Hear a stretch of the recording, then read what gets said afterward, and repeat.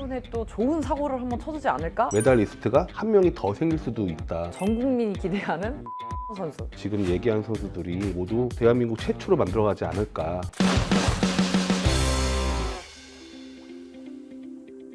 해설위원으로 가시게 됐잖아요. 본인이 생각하는 우리나라 선수가 출전하는 경기와 최고로 생각하는 그 경기, 이 두 가지를 좀 소개해 주세요. 우선은 우리나라 선수들 모든 경기가 다 중요하지만 저는 이제 첫날 김우빈 선수의 400m를 가장 기대를 하고 있어요. 왜냐면 어찌됐건 김우빈 선수가 스타트를 끊는 것도 많고 그 첫째 날에 예선과 결승이 다 있어요. 그래서 결과가 이제 나오는 첫날이거든요. 그리고 또 김우빈 선수가 워낙 상승세에 있고 많은 분들의 스포트라이트를 받고 있기 때문에 그 경기가 우선 첫 번째로 기대가 되고요. 그리고 해외 선수는 전 자유형 400m 여자도 되게 기대를 많이 하고 있어요. 아리안 티트머스 선수를 제가 굉장히 좋아하는데 자유형 400에서 세계 기록도 깼었고 최근에 이제 올림픽 선발전에서 한 번 더 깼어요. 그러니까 계속 상승세인 거예요. 뒤에 후반부가 정말 미친 페이스거든요. 저도 자유형 장거리를 했었기 때문에 그 아리안 티트머스 선수가 있는 자유형 400도 너무너무 기대가 됩니다.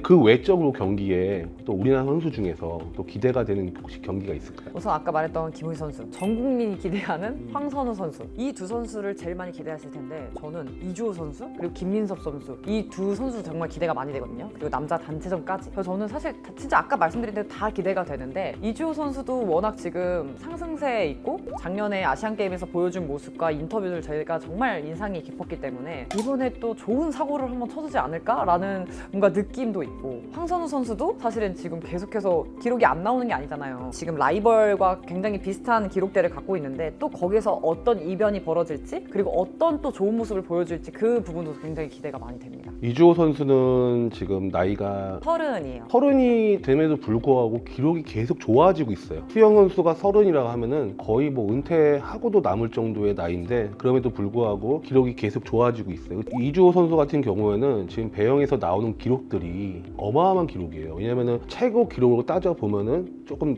랭킹이 내려갈 수 있지만 지금 시기에 나오는 기록을 따져보면은 지금 세계 랭킹 선수하고 뒤지질 않아요. 저도 개인적으로는 이주호 선수의 배영 200이 상당히 기대가 되는 이유가 훈련을 하면서 테이퍼링이라는 걸 하잖아요. 경기를 시작하기 전에 몸조리를 해서 컨디션을 확 올리는 스피드를 올리는 이런 어떤 작업을 하게 되는데 그걸 하고 나서 어떻게 변화가 되냐에 따라서 메달리스트가 한 명이 더 생길 수도 있다. 저는 그렇게까지 생각을 하거든요. 또 메달리스트가 대량으로 나올 수 있는 종목이 남자 개영 800이죠, 그쵸? 개영 800 같은 경우는 어떻게 예상을 하세요? 제일 이변이 많은 종목이 아닐까 저는 이렇게 생각을 해요. 우리가 정말 메달권에 들 수 있지 않을까? 이게 최고의 시나리오고. 그리고 사실은 결승에 가는 자체도 정말 대단한 거잖아요. 우리나라 선수들이 4명을 이렇게 단체전을 만들어서 이 올림픽에서 결선의 무대를 선다? 이거 자체도 사실 꿈도 못 꿨던 게 정말 얼마 되지 않았어요. 얼마 안 됐죠. 그래서 만약에 진짜 메달을 못 따더라도 이거를 막 못했다 절대 그렇게 생각하시면 안 됩니다. 그냥 결선에 가는 것도 최초예요. 그리고 이 네 선수가 세계적인 무대에서 어떻게 보면 세계적인 선수들만의 기량을 뽑는 네 선수가 있다는 거 우리나라에 그렇게 보유하고 있다는 것만으로도 저는 정말 대단한 일이라고 생각을 하기 때문에 정말 온 힘을 다해서 응원을 하고 있습니다. 그리고 아까 말씀하신 것 중에 김민석 선수도 얘기를 했어요. 그렇죠, 맞아요. 김민석 선수가 이번에 주목을 해야 된다. 한번 사고 한번 치겠다라고 생각하신 이유가 있을까요? 이제 올림픽 전에 경기를 임했었는데 거기에서 이제 세계 1등 선수를 한번 이겼었어요, 김민석 선수가. 근데 기록도 굉장히 좋았고 그리고 그 바로 다음에 이뤄진 경기에서는 그 선수를 다시 이기진 못했지만 그 세계적인 선수들과 페이스나 이런 게 되게 안정적으로 끌고 가줬단 말이에요. 그래서 또 김민석 선수도 더 좋은 모습 보여주지 않을까 이렇게 예상을 또 하고 있습니다. 김민석 선수가 저병 200을 출전하는데 저병 200이 1분 54초대 기록이에요. 1분 55초대 선수는 정말 많아요. 그쵸? 근데 1분 54초가 되는 순간부터 갑자기 줄어들기 시작하거든요. 근데 김민석 선수가 그 기록이 들어갔단 말이에요. 저는 개인적으로 결승까지 가지는 않을까라는 기대가 있는데 어떻게 생각하세요? 김민석 선수가 지금 이제 경기를 하는 걸 직접 이제 보면서 해설을 한번 했었단 말이에요.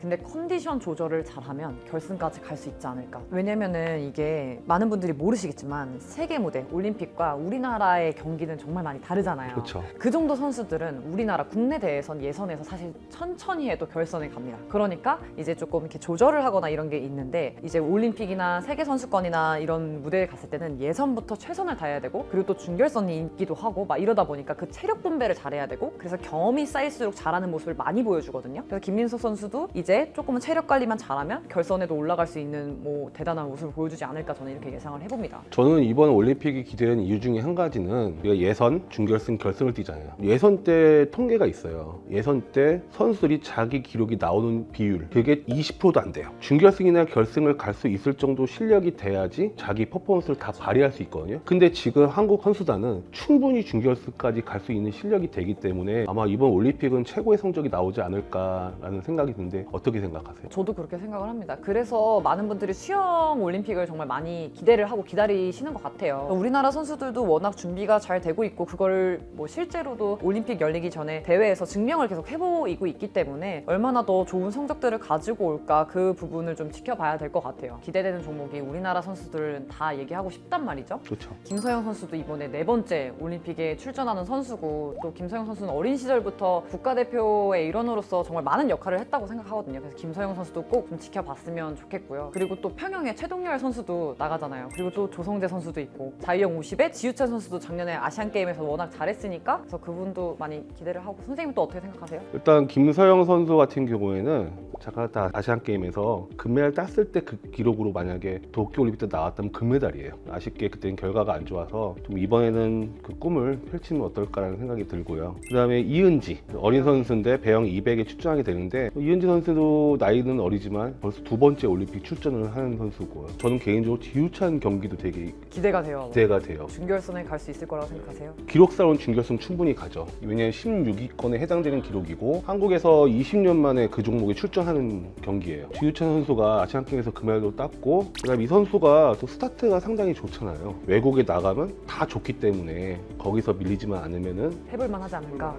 중계를 하다 보면은 1등이네요, 2등이에요 그런 모습보다는 하다가 정합판 보게 될 거예요, 다들. 왜냐면 이제 같이 가는 모습이 보이기 그쵸. 때문에 아마 지우찬 경기도 100분의 1초 차이, 100분의 2초 차이로 준결승, 결승 이게 왔다 갔다 하지 않을까. 이제 전해 들은 얘기인데 결승 8명 중에 누가 메달을 딸지 모르는 종목이 바로 50m다. 자유형 50m다. 왜냐면 결승에만 가면 정말 터치 하나, 정말 어떻게 보면 스타트 하나로 변경할 수 있는 이변이 너무 많기 때문에 정말 50은 어떻게 될지 모르니까 더 재밌는 경기가 아닐까. 50m 경기는 터치해가지고 정합판에 등수가 나오기 전까지 확인할 수 없는 경기가 상당히 많잖아요. 그래서 좀 재밌을 것 같고 그 다음에 우리 조성재 씨?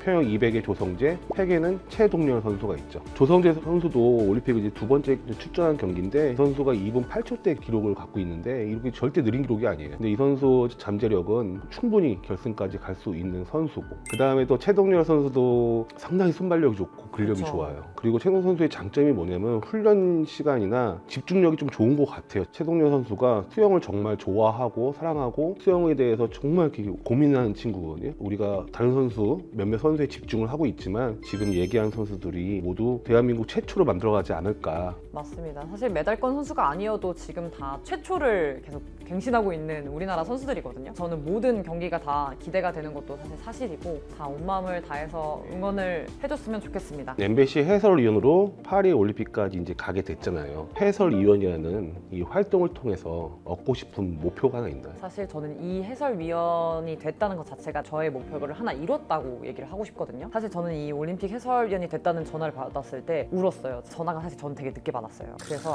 나는 안 됐구나 해서 저는 파리행 티켓을 끊었었습니다. 그냥 제 사비로 숙소도 예약하고 근데 이제 5월에 전화가 온 거예요. 강습하고 끝나서 열심히 걸어가고 있는데 전화 오셔서 안녕하세요, 여기 MBC인데요. 네? 위원님 세계선수권 중계하는 거 다 봤는데 괜찮으신 것 같아가지고 파리 같이 가실 수 있으세요? 하는데 네, 저 자신 있습니다. 우선은 자신 있다고 하고 그리고 우선 아직 결정이 안 돼서 저희가 결정되면 연락드릴게요. 이제 끊고 나서 결정이 안 됐는데도 눈물이 막 나는 거예요. 운동선수 다 꿈이 올림픽이잖아요. 근데 그걸 못 이뤘잖아요. 못하는 선수라고 올림픽이 꿈이 아니겠어요? 다 그거를 바라보고 간단 말이에요. 근데 어찌됐건 그 목표를 못 이루고 그리고 은퇴를 했는데 내가 정말 수영을 사랑하는 사람도 또 수영을 했던 사람으로서 올림픽에 가게 됐다. 드디어 나는 목표를 이뤘다라는 좀 감격의 눈물이 났던 것 같아요. 아마 수영뿐만 아니라 모든 스포츠의 엘리트 선수들이 최종 목표는 올림픽이잖아요. 그쵸. 근데 그 올림픽은 아무나 나갈 수 있는 것도 아니고 그쵸. 자기가 정성기일 때는 또 올림픽이 없을 수도 있어요. 왜냐면 4년에 한 번씩 있었으니까. 우리가 해설이라고 하면은 보통 유명한 선수 아니면 그 분야에서 되게 유명한 사람들이 하잖아요. 근데 선수로서는 유명하지 않았는데 어쨌든 그 자리까지 갔어요. 다른 방송국에는 이제 유명한 사람들이 할 텐데 이거만큼은 내가 좀 낫다라는 거가 뭐가 있을까요? 정말 어려운 용어 있잖아요. 막 선수들 브레이크아웃 뭐 이런 것도 그냥 편하게 얘기를 하는데 그런 게 아니고 수영을 잘 모르시는 분들 아니면 선수가 아닌 일반인 분들이 조금 더 친근하게 다가올 수 있는 해설이 아닐까. 그게 저의 장점이 아닐까 이렇게 생각합니다. 해설을 하다가 가장 어려웠던 게 뭐예요?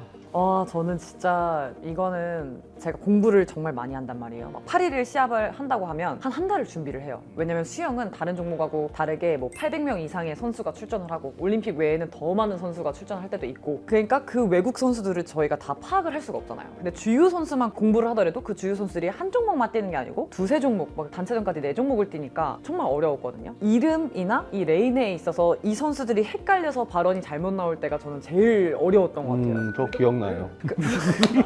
그래서 그거를 얘기를 하려다가 멈칫하는 것도 있었고 사실 처음에 정말 많이 욕을 먹었던 게 그런 실수를 하고 나니까 긴장감이 딱 생긴 거예요. 그래서 그때부터 말이 이제 버벅이기 시작하는 진짜 이러면 안 되는데 하는데도 공부한 거를 다 보여주지를 못하는 경기가 있었거든요. 그런 문제점들이 있었죠. 근데 이제는 조금씩 어떻게 하면 내가 편하게 말을 하는가를 파악해 가고 있는 과정인 것 같아요. 우리가 보통 어떤 일을 하든 간에 모두 같은 경험이 있을 거 아니에요. 자다가 이불킥하는 경험들. 그렇죠? 그런 경험도 있을 텐데 본인한테 딱 해설에서 자다가 이불킥 찰 정도로 이제 박제가 될 수밖에 없는 장면이 있다면 근데 그거 얘기하면 이제 사람들이 찾아오고 거기에다가 막 욕하는 거 아니에요? 그거를 틀려고 지금 물어본 거예요.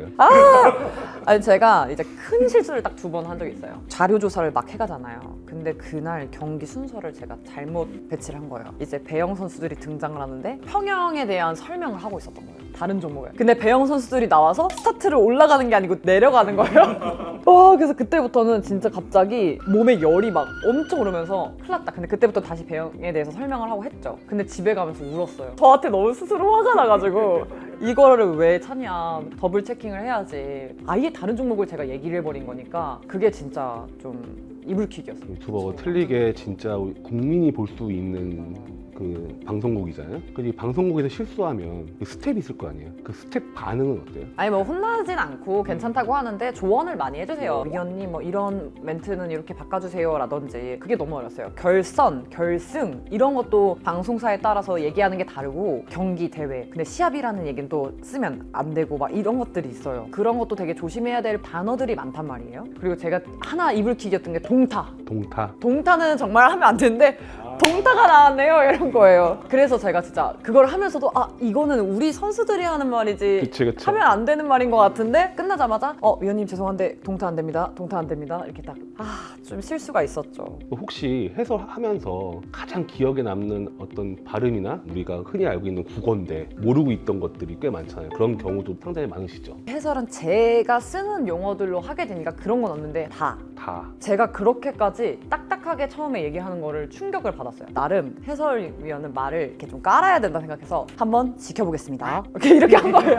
근데 그게 매 선수 소개마다 이 선수는 이런 선수입니다 이렇게 한 거예요. 그래서 그 해설을 전 지금 못 들어요. 첫 번째 한 경기였거든요. 첫 번째가 무슨 경기였어요? 아니요, 그걸 보면은 정말 댓글에서도 많이 혼을 내주세요. 저의 목표였던 게 칭찬을 들은 연락을 받자였거든요. 올해 열렸던 세계 선수권에서 말하는 거 연습을 많이 했는데 그래도 너무 듣기 편했다라는 칭찬을 좀 들어서 내가 발전하고 있구나. 해설은 이 자료 공부뿐만이 아니고 어떻게 얘기를 하면 좋을까도 공부를 많이 해야 되는구나를 정말 많이 느꼈던 것 같아요. 해설이라는 매력이 또 있잖아요. 그쵸. 그 매력이 뭘까요? 라이브로 보면서 하는 거잖아요. 그러다 보니까 아무리 자료 조사를 하고 해도 이변이 많이 생겨요. 근데 그 이변을 보면서 해설을 또 준비해온 것 같고 다르게 얘기하는 그런 매력이 있는 것 같아요. 그래서 해설을 하면서도 이런 일이 벌어지다니 아니면 이름도 몰랐던 선수가 갑자기 신예로 등장을 해가지고 다 재패하는 모습도 나오기도 하거든요. 그런 묘미, 또 새로운 선수를 처음으로 마주하고 그 선수에 대해서 발언을 할 수 있는 기회가 주어진다는 게 색다른 매력이 아닐까. 아닐까.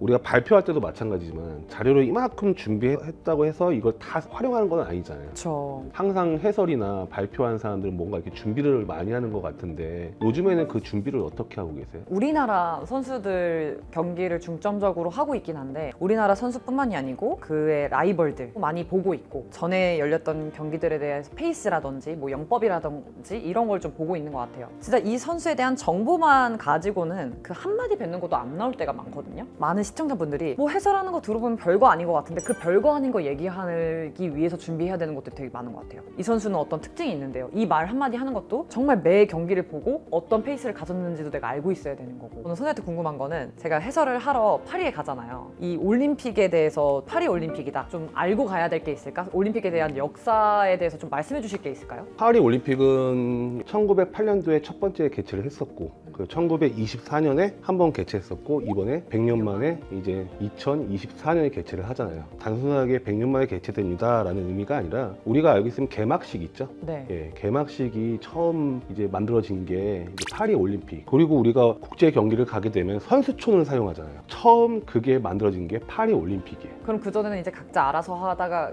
그렇죠. 이번 올림픽은 근대 올림픽에서는 역사가 상당히 깊은 올림픽 중에 한 가지예요. 그리고 또 한 가지 재미난 얘기가 뭐냐면은 우리 영화배우 타잔 알죠? 네. 100년 전에 우민이가 뛰는 자영 400, 그 다음에 황선우가 뛰는 자영 100에서 우승한 사람이 타잔이에요. 타잔이라고 하면 그 배우를 말씀하시는 그렇죠. 거예요? 그 배우가 수영 선수였는데 오. 수영 선수였을 때 우승했던 올림픽이 100년 전 파리 올림픽이에요. 좀 재밌는 에피소드네요. 그것뿐만 아니라 수영장의 미터법 있죠. 처음에 이 수영장 50m 규격 있죠. 네네. 이거를 만들게 된 그 근거 단위가 파리에서 시작한 미터법이에요. 물론 그 후에 좀 더 규정화됐지만은 시작이 이제 파리 올림픽이 됐다는 게 좀 의미가 있지 않을까. 또 파리 올림픽은 또 하나가 바뀐 게 있어요. 그 시합 일정. 그동안 올림픽은 8일간 개최가 됐었잖아요. 네네. 근데 이번에는 9일로 하루 늘린 이유는 여러 가지 이유가 있더라고요. 정치적인 얘기도 있고 일단 첫 번째가 가장 타당한 이유는 선수들 부담감을 줄여주기 위해서 좀 더 길게 했다. 우리나라 선수들이 열심히 준비했는데 그게 해가 되지 않도록 준비 열심히 하도록 하겠습니다. 모든 선수가 올림픽이 목적이지만 그만한 실력이 안 되지만 그래도 수영이 너무 좋아서 나는 수영 선수로 계속 나갈 거야 라는 선수한테 해줄 수 있는 얘기가 좀 있을까요? 저희가 수영을 10년 넘게 해서 사실 전문가라고 봐도 되잖아요. 수영에 있어서는 뭐 올림픽이 아니어도 은퇴 후에도 수영으로 할 수 있는 일도 너무 많으니까 그냥 그 순간순간을 즐겼으면 좋겠다라는 얘기를 좀 해주고 싶어요. 가장 많이 듣는 질문 중에 특히 학부모들이 하는 질문 중에 수영을 해서 나중에 뭐해요? 라고 질문을 많이 해요. 그런 질문을 받을 때마다 참 포장하기도 그렇고 또 그렇다고 내가 알고 있는 현실을 또 얘기하는 것도 어떻게 보면 내가 너무 편협한 시각을 갖고 있는데 운동을 잘하든 못하든 이 수영이 나한테 무슨 의미냐 그거보다는 내가 수영한테 무슨 의미를 부여하냐가 더 중요한 것 같아요. 맞아요, 그렇죠? 맞아요. 수영을 좋아하시는 분들은 특히 선수들은 올림픽을 못 나갔다고 해가지고 꿈을 잃지 말고 찬이처럼 수영을 좋아하다 보면은 꼭 올림픽이 아니어도 맞아요. 여러 분야가 생기기 때문에 이런 부분들을 생각을 좀 많이 했으면 좋겠어요. 진짜 제 주변에만 봐도 제 지인 중에 IUC에서 일하는 직원도 있고 그리고 뭐 대한수영연맹에서 일하게 되는 친구들도 있고 정말 사실 다양한 직업군이 있다고 생각을 해요. 그런 꿈을 또 꿀 수 있는 계기가 많지 않을까 이렇게 생각합니다. 저는. 박찬이라는 선수였다가 이제는 다양한 명칭으로 활용했고 근데 운동을 완전히 뭐 엘리트가 아니었고 근데도 불구하고 많은 분야에서 활동을 하고 있잖아요. 그래서 아마 저는 그렇게 생각하거든요. 박찬이가 앞으로 어떻게 되냐가 박찬이 정도 수영하는 애들이 갈 수 있는 분야가 결정된다. 저는 좀 더 찬이가 책임감 혹은 부담감을 갖고 좀 활동을 해주시면 어떨까라는 생각이 들어요. 네. 제가 뭐 수영을 계속 좋아하고 사랑하는 사람이라고 얘기를 하는데 그냥 그 마음이 진실되게 활동을 하면 그거 자체가 좀 좋게 보여주는 거 아닐까. 사실 저도 힘든 일이 너무 많았거든요. 근데 이게 표면적으로 결국엔 잘 됐네가 될 수도 있지만 그게 아니고 여기까지 오기도 너무 많이 힘들었고 그렇다 해서 뭐 돈을 잘 버냐? 뭐 이런 것도 전혀 아니고 앞으로의 미래가 있냐? 그것도 아니에요. 근데 저는 그럼에도 불구하고 수영 근처에서 그냥 할 수 있는 건 한 발짝 한 발짝 걸어 나가는 것 같아요. 네, 부담도 갖고 부담은 주지 마세요. 오늘 나오신 소감 한마디만 부탁할게요. 선생님께 도움을 많이 받고 있어가지고 선생님이 이제 요청을 해주셨을 때 흔쾌히 나오게 됐고요. 또 이렇게 해설에 대해서 질문도 해주시고 뭐 올림픽 얘기도 하고 하니까 흥분되는 마음, 또 기대되는 마음이 꽉 차게 된 것 같아요. 불러주셔서 너무 감사하고 저한테 도움을 많이 주셔서 감사하다는 말씀을 꼭 드리고 싶습니다. 선생님 감사합니다. 감사합니다.